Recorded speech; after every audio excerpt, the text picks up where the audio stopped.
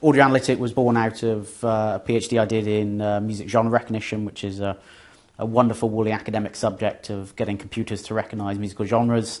It's great fun to do, not a lot of commercial applications for it, but it turned out the way I'd approached those sort of problems inside of the PhD lent itself to a number of applications.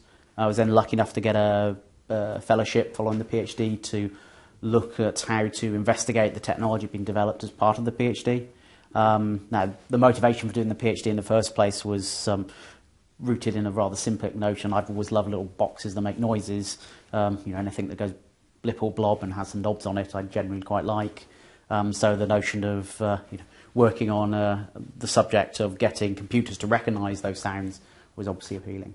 Well, I suppose as I was getting towards the end of the PhD, I started to see how it could be applied and saw that there wasn't anybody applying this type of technology in the field, in sort of general sound recognition, which is the field I was working in.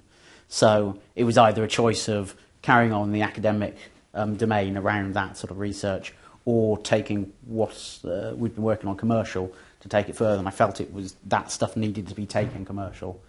So that was the way it was born. So I think Audio Analytic going forward, we're keeping to our core set of values, which is around being the emerging leader in sound recognition. So sound recognition distinct from speech recognition, distinct from music recognition. And we set ourselves up very strongly to be that leader. And now what we're doing is expanding the amount of sounds we detect and the applicational areas that we put that technology inside of.